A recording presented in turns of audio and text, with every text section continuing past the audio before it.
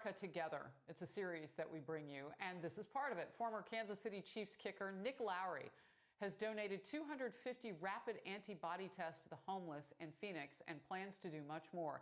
He says it will give us a clear sense of how much the coronavirus has penetrated that population and can help get them treatment as soon as possible. Nick joins me now. Nick, always good to see you. I want to first ask about, and I get understanding why we want to test anybody, but why this particular population? Well, the homeless are the most forgotten and vulnerable population in the world and in the country. And this will be the first city to do this testing, this rapid antibody testing, first mentioned in the New York Times on April 1st, the Celex finger prick test. It's 92% accurate. The reason that accuracy and these tests are so important is because they allow us to understand, if you will, the baseline of those that are the most exposed, the least protected.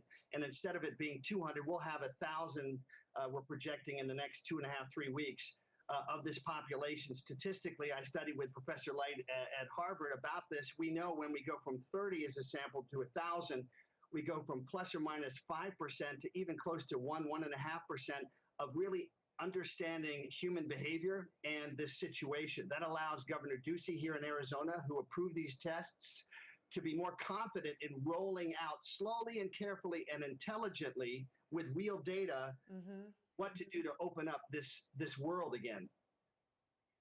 Wow. What has been the response from the homeless people that you talk with? And I should just tell our audience, you and I have known each other for many years. I was on air in Kansas City and you were playing for the Chiefs.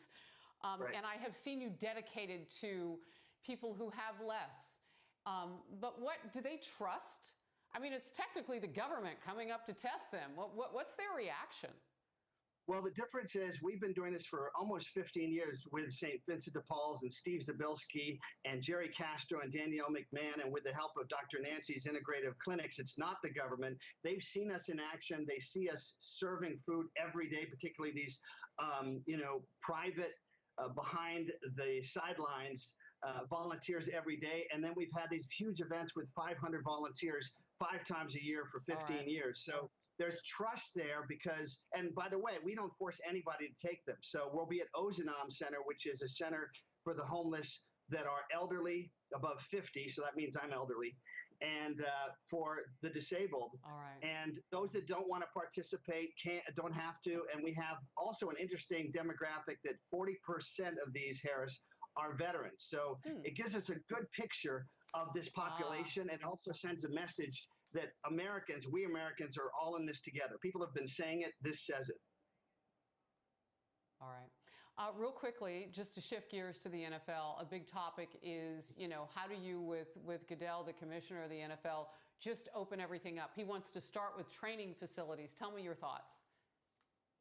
Well, my thoughts are simply that it's going to take time. It's going to be a very careful process. Probably won't be able to open up, my guess, as an amateur till, late October, but it's going to be an incremental process. It's going to be difficult. Might have some semi-empty stadiums for a while.